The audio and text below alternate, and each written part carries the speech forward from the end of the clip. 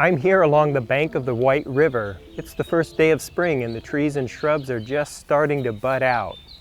And when you think about the trees in this forest, or the fishes in the river, or any of the birds that we hear, what keeps them as separate biological populations? Or stated another way, why doesn't a red-headed woodpecker make chicks with a downy woodpecker?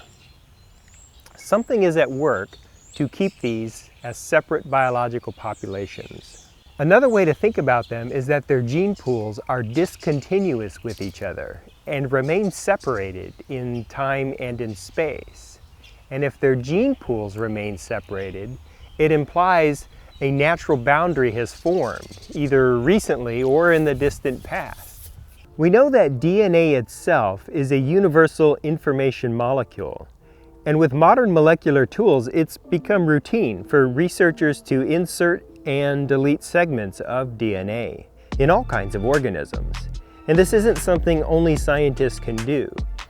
DNA finds its way into the genomes of many species through a phenomenon known as horizontal gene transfer, something often facilitated by viruses. And yet, species boundaries exist. In speciation, the process nature uses to generate species diversity, has been working continuously since life first emerged on the planet nearly 4 billion years ago. Ernst Mayr was an influential biologist during the 20th century, and he's credited with our current biological species concept, which states a group of interbreeding natural populations that are reproductively isolated from other such groups.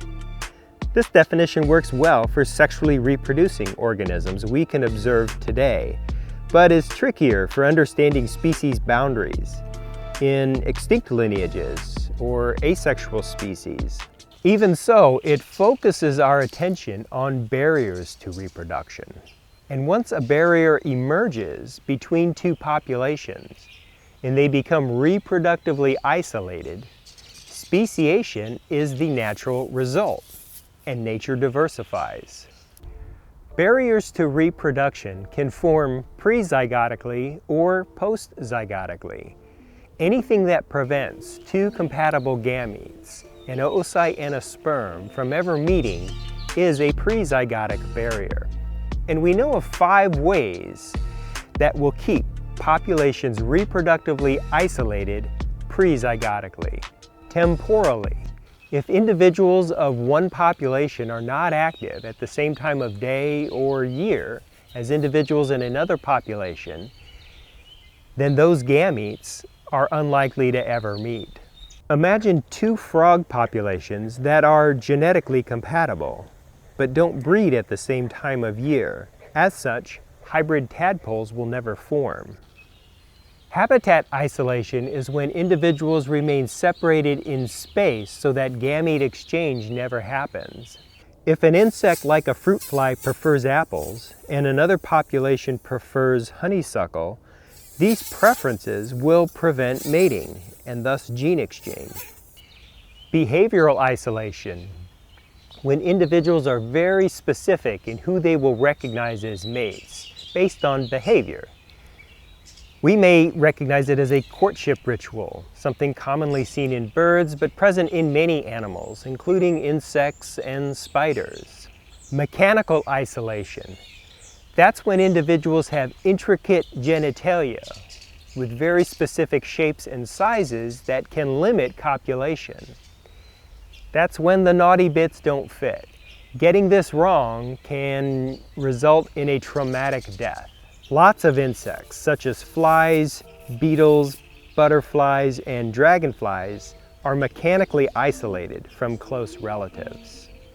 Gametic isolation, when molecular properties of the gametes themselves prevent sperm from entering an oocyte.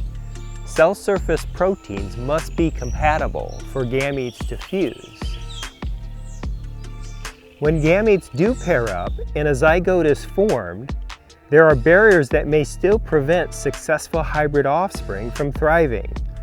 Postzygotic barriers that keep gene pools separated include non-viability of the embryo, where it fails to develop beyond a certain point. Lower fertility of any viable hybrids, like what we see in mules, which are the hybrid offspring of donkeys and horses.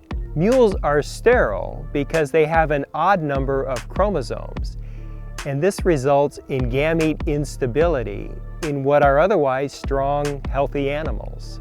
And hybrid breakdown, a phenomenon seen in second-generation hybrids, where the viability and vigor is dramatically lower than what it was in the first-generation hybrids. When a barrier to reproduction occurs early in the process, speciation can occur rapidly and may even occur sympatrically, where there is no geographic barrier between two populations.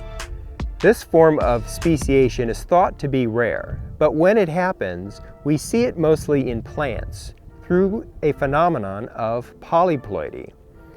A lot happens during the life cycle of a polyploid organism to result in an increase in chromosomes and the reproductive isolation of offspring from their parents. Be sure to watch the video on meiosis for more of this story. A barrier to reproduction may also evolve gradually if two populations become separated from each other geographically so that gene flow stops.